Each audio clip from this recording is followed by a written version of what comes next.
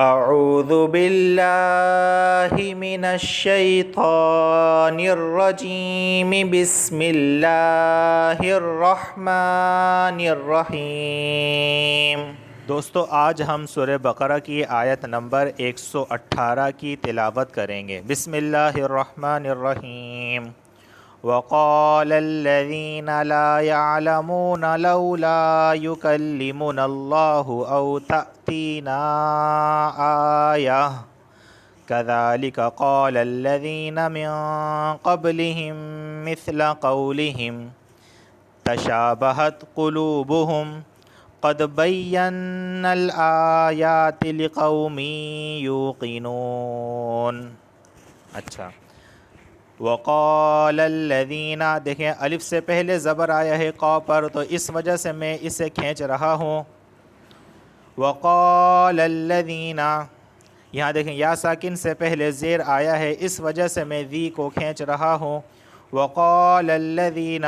لا، یہاں بھی دیکھیں الف سے پہلے زبر آیا ہے لام پر، تو اس وجہ سے میں اسے کھینچ رہا ہوں۔ وقال الذین لا یعلمون،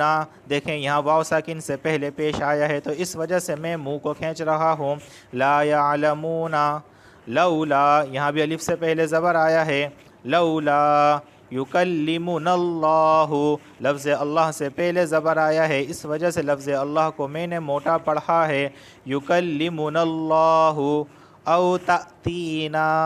آیا، او تا اس کو جھٹکے سے پڑھنا ہے، تا حمزہ زبر تا، او تأتینا، یہاں دیکھیں یا ساکن سے پہلے تا کے نیچے زیر آیا ہے، او تأتینا تأتینا، یہاں دیکھیں مد منفصل واقع ہو رہا ہے، یعنی تأتینا الگ کلمہ ہے اور آیا الگ کلمہ ہے، تو ان کے درمیان مد منفصل واقع ہو رہا ہے۔ مرضی ہے ایک الف کے برابر، دو کے برابر، تین کے برابر، چار کے برابر،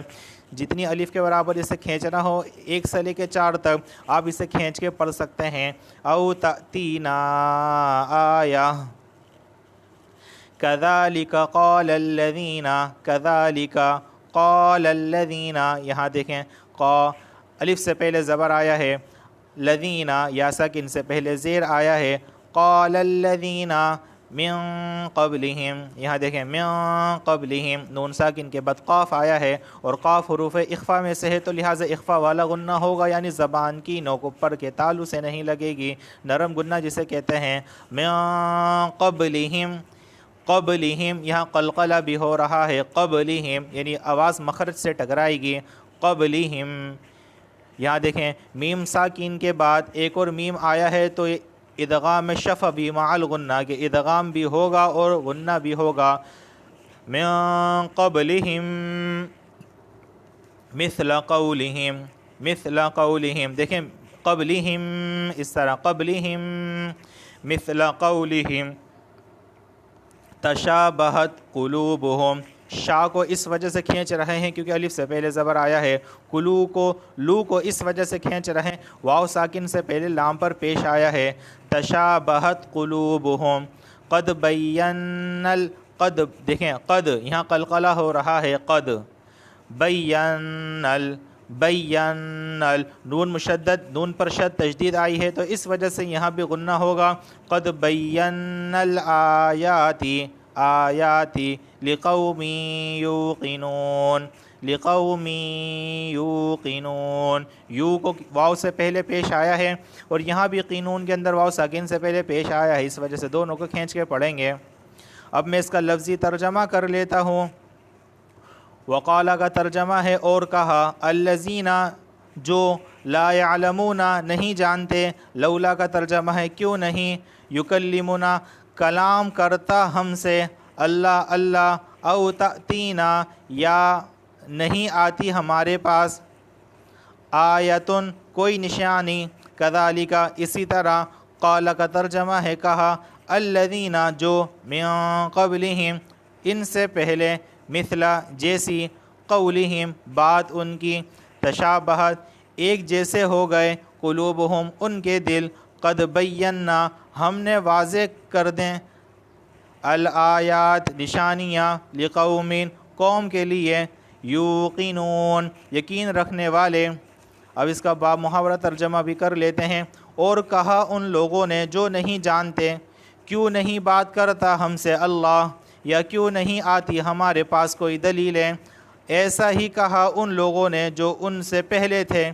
انہی جیسی بات، ان کے دل آپس میں ایک دوسرے کے مشابہ ہو گئے۔ بلا شبہ ہم نے ان لوگوں کے لیے دلیلیں بیان کر دی ہیں جو یقین لاتے ہیں۔ دوستو، اس آیت کریمہ کی مختصر تفسیر عثمانی میں یہ لکھی ہوئی ہے، یعنی اس آیت کی تفسیر مختصراً یہ بیان کی گئی ہے کہ یعنی اہل کتاب اور بت پرست میں جو جاہل ہیں وہ سب کہتے تھے کہ اللہ ہم سے بلا واسطہ بات کیوں نہیں کرتا، یا کوئی نشانی کیوں نہیں بھیجتا کہ رسالت کی تصدیق کر لیں۔ یعنی اس کتاب کا شان نزول کچھ اس طرح سے ہے کہ اہل کتاب یہود و نصارہ یا مشرکین مکہ یہ کہا کرتے تھے کہ اللہ تعالیٰ ڈائریکٹ ہم سے بات کیوں نہیں کر لیتا، اور کیوں نہیں کہتا کہ یہ رسول جو ہے یہ نبی میرا نبی ہے، اور یہ جو بندہ ہے، یہ جو رسالت کی دعوت دے رہا ہے، یہ حقیقی نبی ہے اور اس کی رسالت بھی سچی ہے، لہٰذا اس پر ایمان لے آؤ۔ تو یہ بات اللہ تعالیٰ ہم سے ڈائریکٹ کیوں نہیں کہہ دیتا؟ تو یہ اس طرح سے باتیں کرتے تھے بنی اسرائیل کے یہودی نصارہ اور بت پرست جو اہل مدینہ کے تھے، یہ سب لوگ یہ کہتے تھے۔ اللہ تعالیٰ نے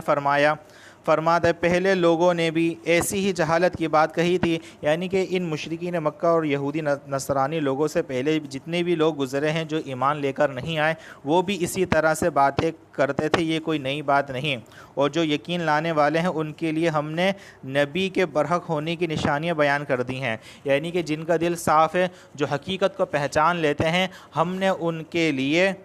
نشانیوں کو واضح کر دیا ہے، کہ ان کے لیے دلیلوں کو واضح کر دیا ہے، وہ نشانیوں کو دیکھ کر رسالت پر ایمان لے کر آ جائیں گے، ان کے لیے کوئی مسئلہ نہیں ہے۔ ان لوگوں کے دلوں میں عداوت بغض گھسی ہوئی ہے، اسی وجہ سے یہ لوگ صرف عناد کی وجہ سے رسالت پر ایمان لے کر نہیں آتے، محمد صلی اللہ علیہ وسلم کو رسول نہیں مانتے۔ تو اس آیت کریمہ کی مختصر تفسیر یہی بیان کی گئی ہے کہ بنی اسرائیل میں سے یہودی نصرانی جتنے بھی لوگ ہیں، یعنی کہ یہودی نصرانی اور مشرکین مکہ جتنے بھی تھے، وہ سب یہی کہتے تھے کہ اللہ تعالیٰ ڈائریکٹ ہم سے بات کیوں نہیں کر لیتا۔ تو اللہ تعالیٰ نے آگے ارشاد فرمایا کہ یہ وہی جہالت کی بات کر رہے ہیں جو ان سے پہلے ان کے بڑوں نے کی تھی۔ حالانکہ ہم نے جو ہیں وہ نشانیاں اور واضح دلائل کو بیان کیا ہے، دلیلیں موجود ہیں، معجزات موجود ہیں، لیکن یہ ایمان لے کر نہیں آتے، صرف اور صرف بغض کی وجہ سے، عناد کی وجہ سے، عداوت کی وجہ سے۔ ورنہ جو لوگ دل کے صاف ہیں، جو لوگ حقیقت کو پہچان لیتے ہیں، وہ ہمارے معجزات اور ہماری دلیلوں کو دیکھ کر فوراً ایمان لے کر آ گئے ہیں۔